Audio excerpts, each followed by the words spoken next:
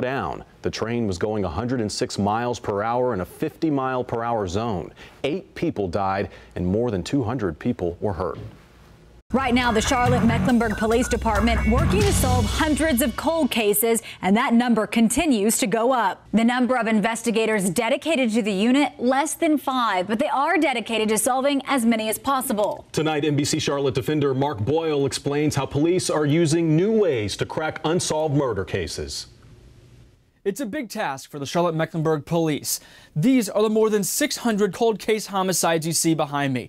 Tonight we talk about a renewed push to solve these cases, as well as highlight one specific case about Neely Smith, a young girl who vanished and was found dead a short time later.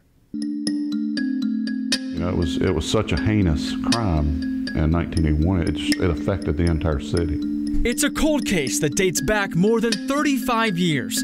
5-year-old Neely Shane Smith was at a community playground when she was grabbed. A little boy who witnessed his friend being taken away later told police about the kidnapper. He was described as a grandfatherly, elderly white male, and a van pulls up and was able to lure Neely into the van. For more than 3 months, officers, neighbors, and volunteers searched for the little girl.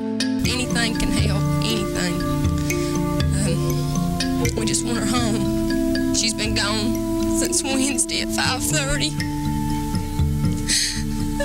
And she's only 5 years old. A couple of months later, the little girl's body was discovered in a wooded area near Mint Hill.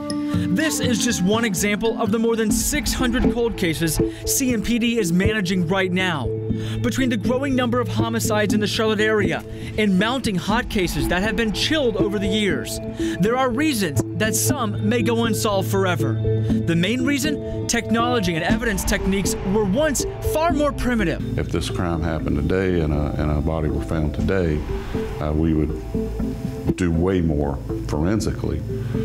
So we don't have in a cold case what we would have in a hot case. The family of Neely Smith is desperately hoping one day the person responsible for her death will be brought to justice. The primary suspect is in fact already behind bars. 73-year-old Fred Coffey was convicted of murdering another child named Amanda Ray. But as of now, police have not been able to directly tie Coffey to Smith's death.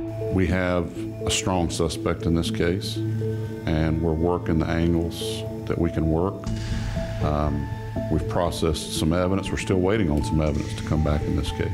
And investigators say there's an entirely new review process going on right now, trying to look through all of these cases. Any more evidence that comes to light can be focused on and investigated. Out of more than 600, they're at about 80 right now. From reporting at the Charlotte-Mecklenburg Police Department, I'm Mark Boyle for NBC Charlotte. And if you know anything about this case or any other case, call Crime Stoppers. That number is on your screen, 704-334-1600. There's new fallout.